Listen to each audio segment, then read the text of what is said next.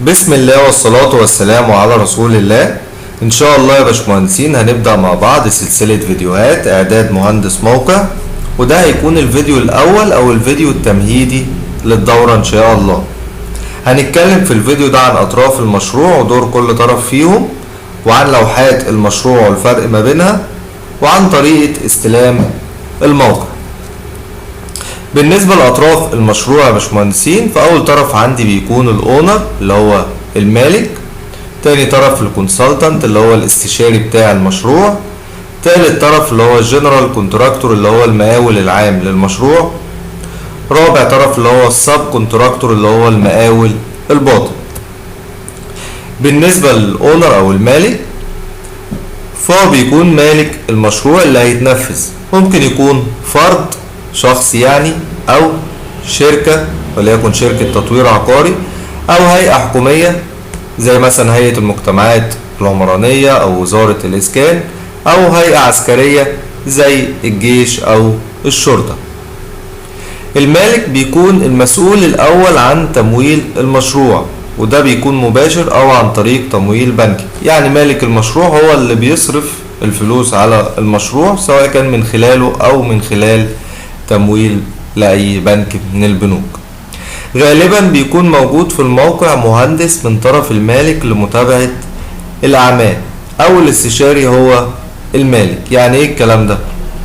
أي موقع لازم يكون فيه طقم مهندسين، دول بيمثلوا مالك المشروع، أو على الأقل بيكون فيه مهندس واحد مالك موجود في الموقع. دور او وظيفة المهندس اللي هو من طرف المالك ده ان هو بيتابع الاعمال باستمرار عشان يتأكد ان الامور في الموقع تمام او الشغل بيتنفذ مظبوط، وفي نفس الوقت بيمثل لي المالك لما بيحصل مشكلة او لما الاستشاري بيكون عايز يتواصل مع المالك، بيتواصل مع المالك من خلال مهندس اللي بيمثل المالك في الموقع. طيب يعني ايه او الاستشاري هو المالك؟ الجملة دي معناها ايه؟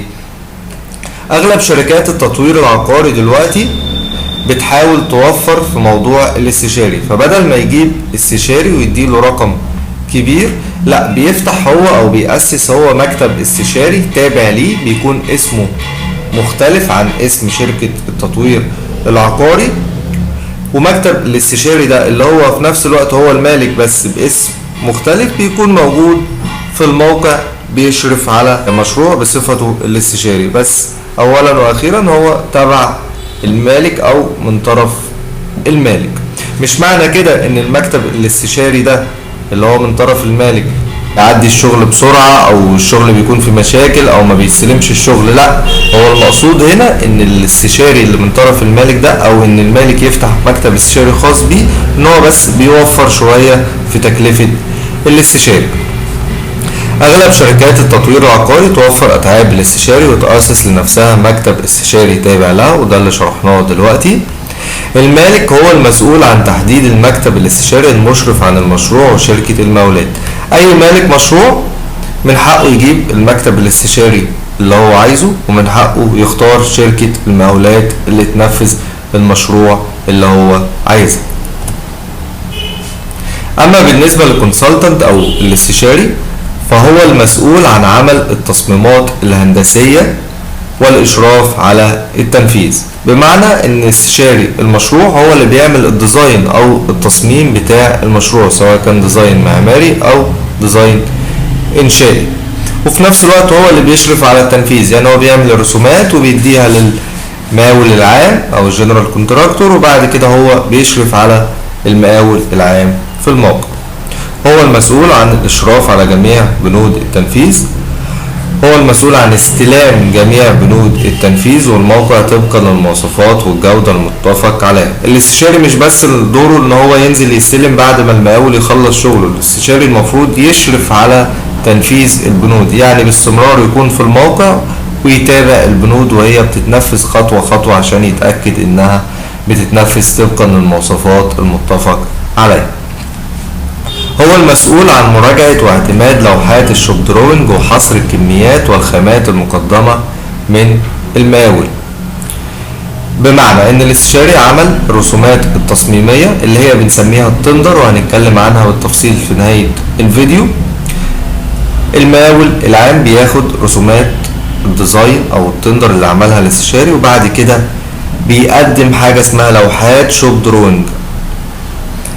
الاستشاري بيراجع لوحات الشوب دروينج دي، بيتأكد انها مظبوطة، وبعد كده بيعتمدها للمقاول عشان المقاول يبدأ ينفذ عليها. نفس الكلام المقاول بيعمل حصر للكميات الخامات اللي موجودة في الموقع، حصر كميات حديد، حصر كميات اسمنت، رمل، طوب، كل الخامات اللي بنستخدمها في الموقع المقاول بيعمل لها حصر كميات ويقدمها للاستشاري. الاستشاري بناء عليها بيبدأ يراجعها، ولو تمام بيبدأ يعتمدها، لو فيها مشكلة بيرجعها تاني للمقاول. تكون أتعاب الاستشاري في المشاريع نسبة مئوية من إجمالي تكلفة المشروع. تكلفة أتعاب المكتب الاستشاري بتكون نسبة من المشروع. النسبة دي بتبدأ من نص في المية من إجمالي تكلفة المشروع، وبتوصل لحد 2 و3% على حسب أتعاب المكتب الاستشاري. المين كونتراكتور أو المقاول العام أو المقاول الرئيسي يعني للمشروع هو المسؤول عن تنفيذ جميع الأعمال في الموقع وعمل حصر الكميات ولوحات الشوب درون. يتم اختياره من قبل المالك سواء كان بالأمر المباشر أو بالمناقصة، يعني يا إما المالك بيجيبه مباشرة ينفذ المشروع، أو المالك بيعمل مناقصة بيقدم عليها أكتر من مقاول أو أكتر من شركة مقاولات، وفي النهاية المالك بيختار المقاول المناسب، وفي الغالب بيكون الأقل سعر. تكون جميع الأعمال المنفذة في الموقع تحت مسؤولية المقاول حتى تسليم المشروع للاستشاري والمالك. أي حاجة بتتنفذ في الموقع هي في الأول وفي الآخر تحت مسؤولية المقاول لحد ما المقاول يسلمها في نهاية الموقع أو نهاية المشروع للاستشاري، والاستشاري يسلمها للمالك. السب كونتراكتور أو المقاول الباطن دي المقاولين اللي بتيجي تحت أو من طرف المقاول العام، ودي غالبا هي اللي بتنفذ كل البنود اللي في الموقع. المقاول الباطن ده ما بيكونش فيه أي تعامل بينه وبين الاستشاري أو بينه وبين المالك. تعامل المقاول الباطن دايما مع المقاول العام فقط لا غير. أنواع لوحات المشروع من حيث التخصص. بيكون عندنا لوحات معمارية اللي هي بتبين لي الواجهات بين التقسيمة المعمارية، بتبين لي أي حاجة تخص بند التشطيبات. وعندي لوحات إنشائية اللي هي عبارة عن أي لوحات فيها نجارة أو فيها تسليح زي الأساسات، المحاور والأعمدة، الأسقف.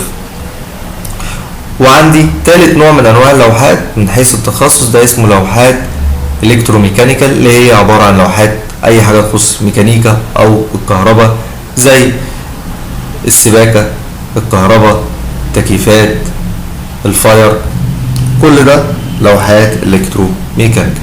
أنواع لوحات المشروع من حيث الاستخدام. بيكون عندنا حاجة اسمها لوحات عطاء اللي هي لوحات تندر. دي اللوحات الأساسية أو المبدئية للمشروع بيستلمها المقاول من المالك أو من الاستشاري. الاستشاري زي ما قلنا بيعمل تصميم المشروع اللي هو بيكون بنسميه تصميم مبدئي أو لوحات تندر.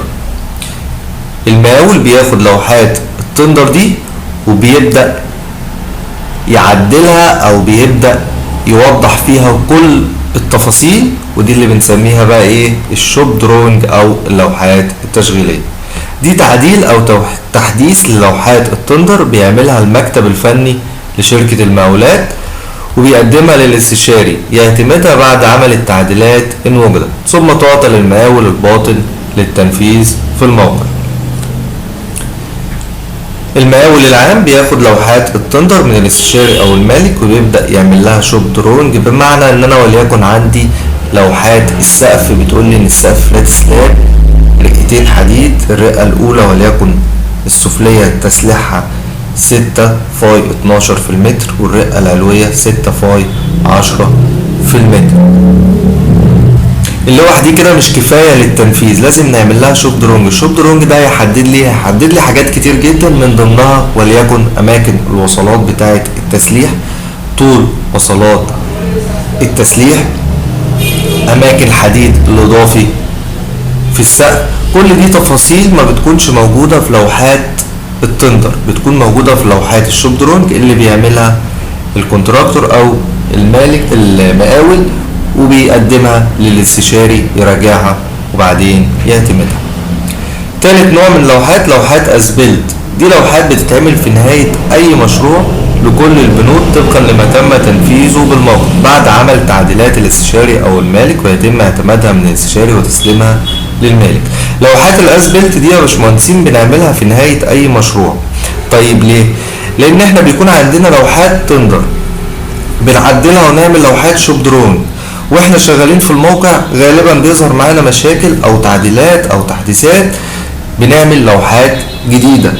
ففي النهاية خالص بعد ما ننفذ المشروع او بعد ما نخلص المشروع بنعمل لوحات اسمها اسبلت، دي اللي بيكون فيها اخر تعديلات اتعملت في اللوحات، واللي بيكون فيها الشغل اللي اتنفذ على الطبيعة في النهاية.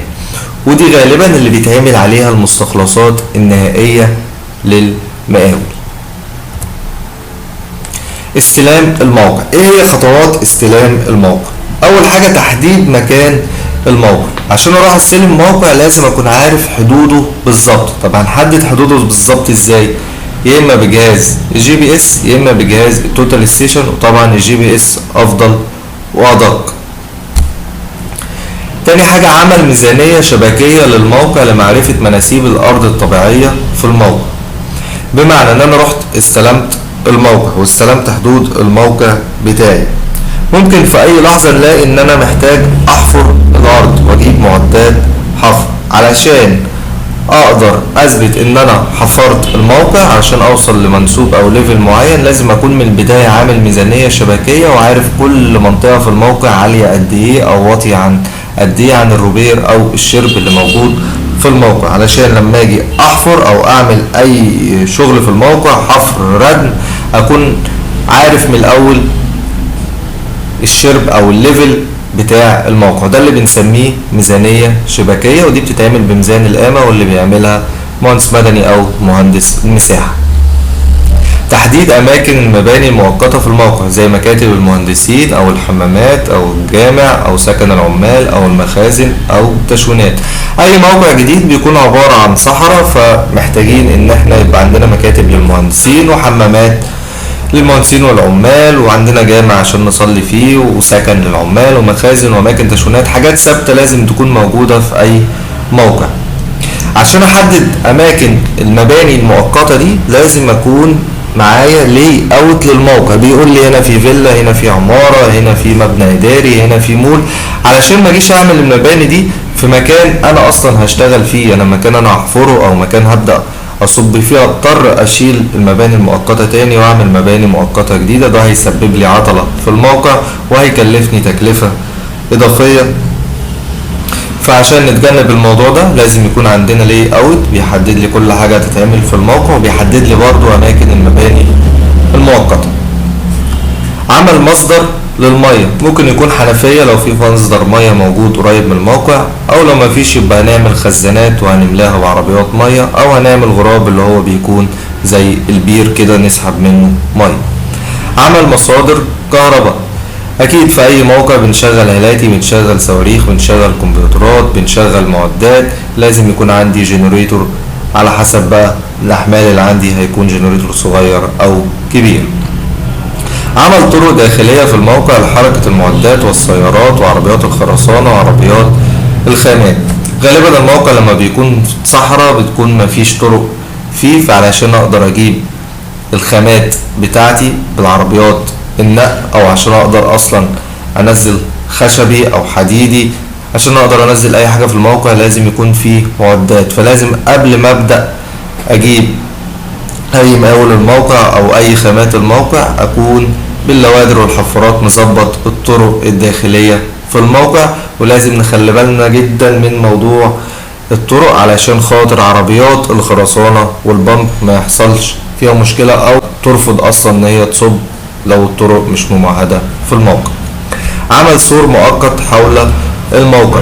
ما ينفعش طبعا ان انا اسيب الموقع بتاعي مفتوح علشان بيحصل سرقات كبيرة جدا في المواقع، لان بيكون في خامات اسعارها غالية جدا. عشان كده لازم نعمل سور مؤقت حوالين الموقع، غالبا بيكون سور صاج عشان يتفك ويتركب بعد كده في موقع تاني، او بيكون سور خرسانة سابقة الصب بيكون فيه جنشات بحيث ان انا اقدر انقله واشيله وانقله من موقع لموقع في اي وقت.